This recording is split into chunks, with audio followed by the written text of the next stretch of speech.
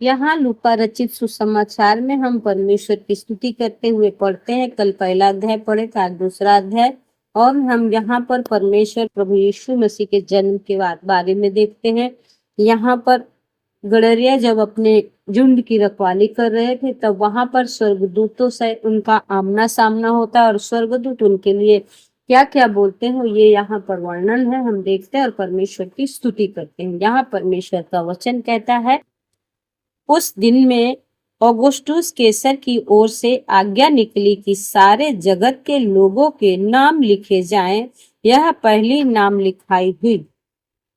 उस समय जब विक्नियुस सीरिया का हाकिम था, सब लोग नाम लिखाने के लिए अपने अपने नगर को गए। अतः यूसुफ भी इसलिए कि वह दाऊद के घराने और वंश का था, गलील के नासरत नगर से यहूदिया में दाऊद के नगर बेतलहम को गया कि अपनी मंगेतर मरियम के साथ जो गर्भवती थी नाम लिखवाए।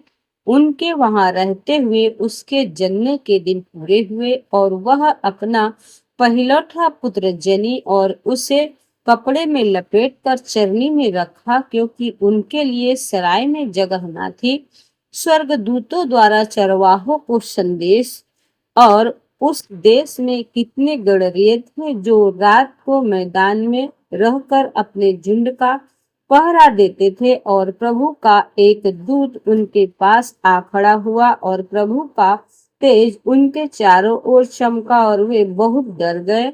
तब स्वर्गदूतों ने उनसे कहा, मत डरो, क्योंकि देखो मैं तुम्हें बड़े आनंद का सुसमाचार सुनाता हूँ जो सब लोगों के लिए होगा, कि आज दाऊद के नगर में तुम्हारे लिए एक उद्धारकर्ता जन्मा है और यही मसीह प्रभु है। और इसका तुम्हारे लिए यह पता है कि तुम एक बालक को कपड़े में लिपटा हुआ और चरनी में पड़ा पाओगे।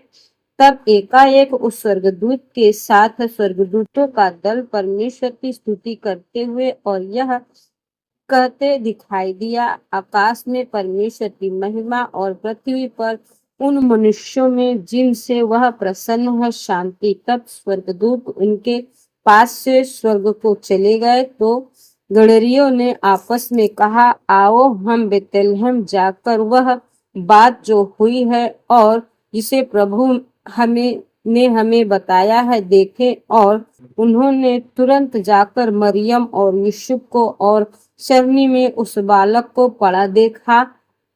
परमेश्वर की स्तुति हो। यहाँ परमेश्वर के लोगों, हम प्रभु यीशु के बारे में पढ़े, उनके जन्म के बारे में, और कैसे गडरियों को स्वर्गदूत बताते हैं प्रभु यीशु मसीह के बारे में कि वो कहाँ पे और कैसे हैं, परमेश्वर की स्तुति करते हुए, और फिर गडरियों को बता के फिर वापस वो चले जाते हैं। यहाँ परमेश्वर के लोगों, हम परमेश्वर के जन्म के बारे में पढ़े हैं।